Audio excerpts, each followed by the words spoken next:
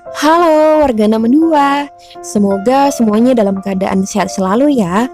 Sehat luar dalam, sehat kantong uang dan kantong hati. Hehe. Kembali lagi dengan Mimin di Impact Film. Kali ini kita akan lanjut ke alur cerita Squid Game di episode terakhir nih. Semoga cara Mimin bercerita dapat dimengerti dan menghibur teman-teman. Boleh dukung Mimin terus ya dengan cara like, komen, dan subscribe bagi yang belum. Hehe. Mulai ate godang guys. Baiklah, tanpa menunggu lama-lama lagi, kita masuk ke alur ceritanya. Enjoy! Melanjutkan episode 7. Junho yang sedang melarikan diri dari frontman sampai di pulau gak tahu namanya apa nih, dan ada penghuni atau kagak tuh pulau. Ia naik ke atas gunung untuk mencari sinyal. Ia berusaha menghubungi kepala tim polisi untuk memberitahu keberadaannya dan meminta bantuan.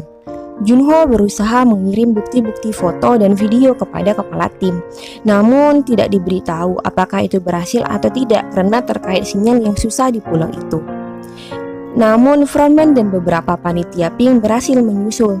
Junho malah terlihat nih oleh panitia. Kejar-kejaran pun terjadi. Akhirnya Junho terpojok di ujung tebing. Frontman berusaha mengajak Junho untuk ikut dengannya. Namun Junho tidak mau hingga ia menembak frontman.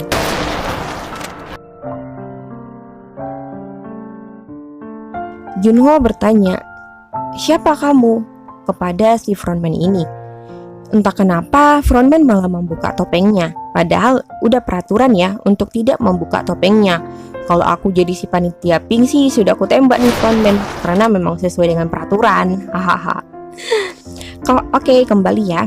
Dengan wajah kagetnya Junho, ia tidak menyangka jika frontman adalah kakak yang ia cari selama ini. Frontman berusaha mengajak Junho untuk bersamanya. Namun Junho tetap tidak mau dan akhirnya frontman dengan teganya menembak adiknya sendiri.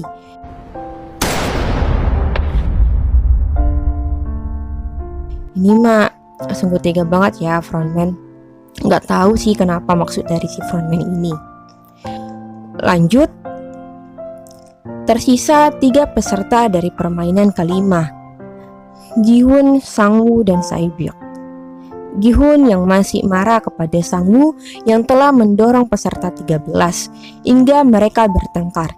Namun berhenti karena kedatangan panitia ping yang mengucapkan selamat kepada mereka bertiga dan memberikan mereka kotak yang berisi pakaian yang harus mereka gunakan di acara makan malam sebelum pertandingan ke-6 dimulai.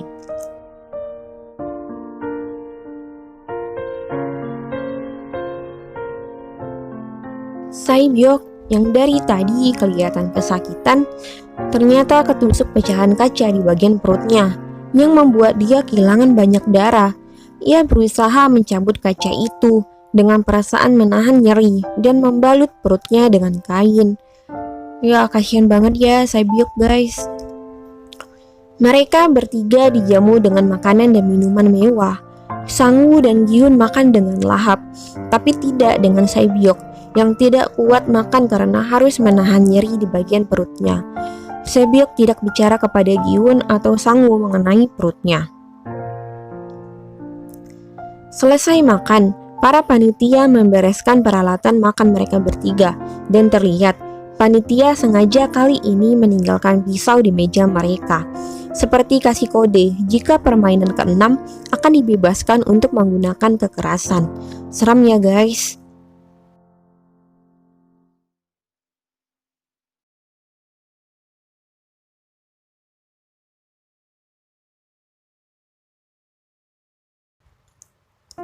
Sesampainya di kamar, Gi-hun mulai curiga dengan tingkah Sae-byuk yang gak ngabisin makanan dan hanya diam saja dari tadi, dan ia menghampiri Sae-byuk di ranjangnya. Mereka saling bercerita tentang rencana mereka keluar dengan membawa uang itu.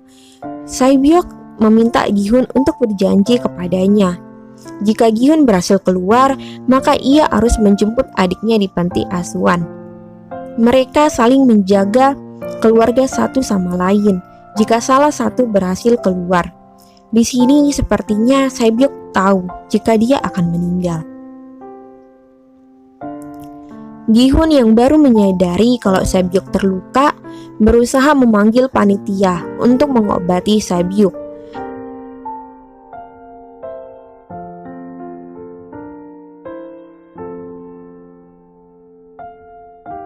Ketika pintu kebuka, panitia sudah membawa peti jenazah.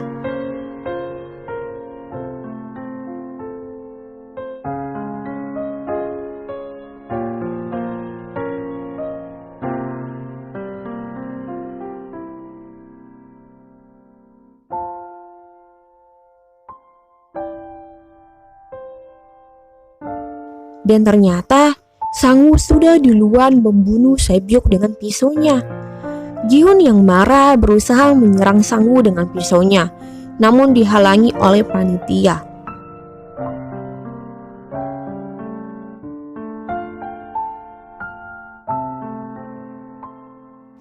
Sae-byuk pun dimasukkan ke dalam peti jenazah.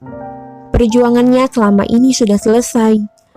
Ya, Mimin sih sedih dan Mimin kagum banget dengan perjuangannya Sae-byuk ya guys.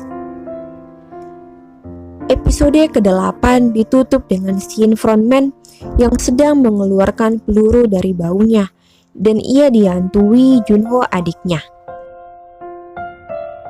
Alur cerita nggak ketebak di sini ya guys. Nggak nyangka banget kalau frontman itu kakaknya Junho. Oke guys, kita masuk ya kepada episode terakhir, yaitu episode 9. Pemain yang tersisa adalah Sang-woo dan Gi-hun pada episode ini. Mereka akan bermain Squid Game seperti judul film kita. Permainan diawali dengan melempar koin untuk menentukan posisi siapa yang sebagai penyerang dan siapa yang sebagai penjaga. Hasil dari lempar koin ini adalah Gi-hun sebagai penyerang dan Sang-woo sebagai penjaga. Mereka pun memasuki arena permainan. Panitia Pink mengatakan peraturan dalam permainan ini. Peraturan pertama dalam permainan, penyerang harus masuk ke dalam gambar cumi-cumi, berlari melewati pertahanan dan menginjak kepala cumi-cumi untuk menang.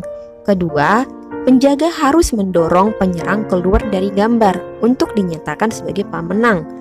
Ketiga, jika terjadi sesuatu dan salah satu dari Gi-hun maupun Sang-woo tak bisa bermain, maka orang yang bertahan yang menang. Nah, di sini tak bisa bermain itu dikatakan seperti meninggal karena dalam permainan Squid Game ini kekerasan dibolehkan ya guys. Sang-woo dan Gi-hun yang tumbuh bersama dan memiliki kenangan masa kecil yang sama-sama bermain Squid Game. Maka permainan ini membuat kenangan masa kecil mereka rusak. Saat besar, mereka harus kembali bermain Squid Game dengan mempertaruhkan nyawa mereka sendiri.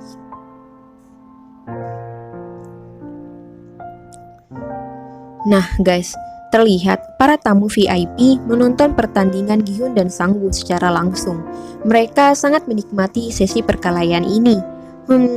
Apa ada jiwa-jiwa psikopat di antara mereka? Gi-hun yang sudah dapat mengalahkan Sang-woo mulai berjalan ke arah kepala cumi-cumi. Namun di tengah jalan Gi-hun berhenti dan berbalik menghampiri Sang-woo dan meminta untuk berhenti dari permainan karena ia tidak sanggup membuat temannya mati. Sikap Gi-hun ini membuat para tamu VIP keheranan dan gak menyangka dengan sikap Gi-hun yang menyerah padahal kemenangan sudah depan mata. Gi-hun mengulurkan tangannya kepada Sang-woo, namun Sang-woo malah meminta maaf dan menusuk dirinya sendiri dengan pisau. Ia menitipkan ibunya kepada Gi-hun. Maka permainan Squid Game pun selesai dengan Gi-hun sebagai pemenang dan mendapat uang 45,6 miliar won. Sebelum pulang, Gi-hun berbicara dengan frontman dan bertanya kenapa mereka membuat permainan ini, dan frontman mengatakan jika mereka adalah kuda yang dipacuan kuda dan mereka yang mengadakan permainan ini sangat menyukai pacuan kuda. Ya teman-teman tahu lah ya artinya. Dan kembali lagi Gi-hun ke kotanya. Maksudnya Gi-hun mengecek kartu ATM yang diberikan samanya. Dan ternyata isi ATM-nya tepat 45,6 miliar won. Ia berjalan pulang ke rumah. ia semakin sedih karena di tengah jalan ia melihat Mama Sangwoo. Dan sesampainya di rumah, ia pun kembali sedih karena melihat mamanya sudah tertidur di lantai dengan kondisi kaku. Gi-hun yang sedih hanya bisa memeluk mamanya yang sudah meninggal sebelum ia bisa membawa mamanya berobat dengan uang hadiah itu.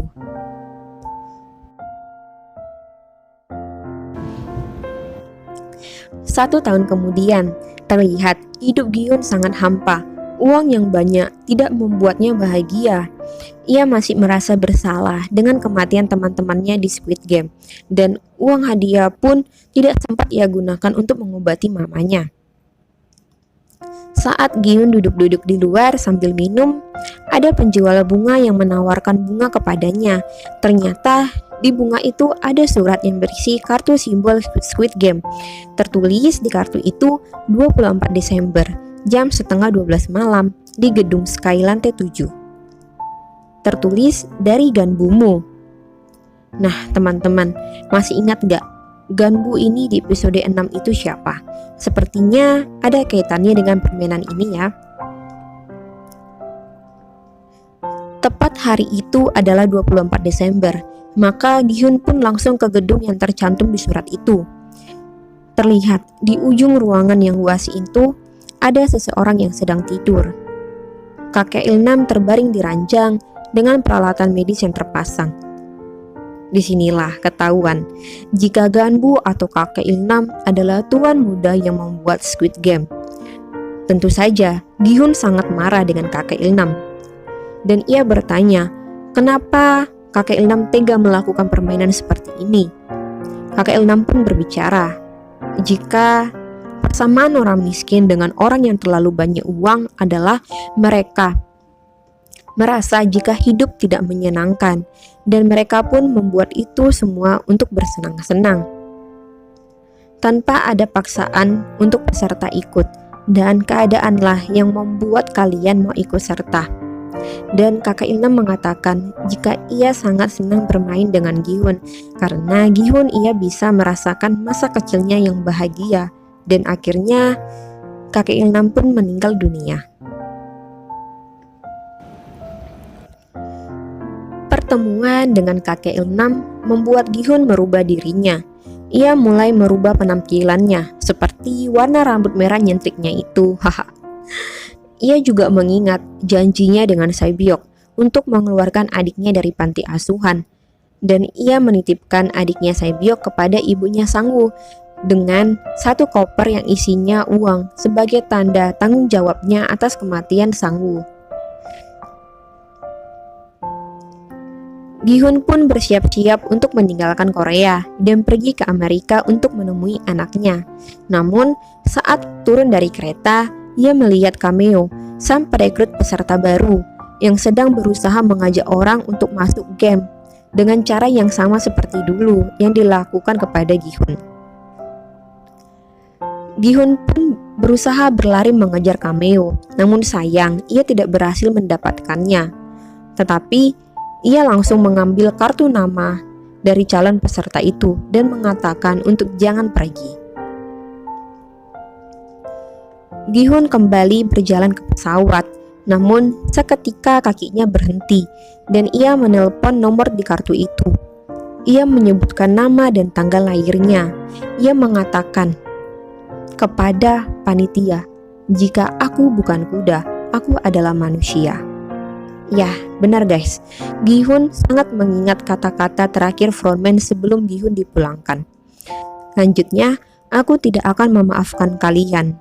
Dan Gi-hun pun balik badan meninggalkan pesawat yang menuju ke Amerika. Yang artinya, apakah Gi-hun kembali ke permainan Squid Game?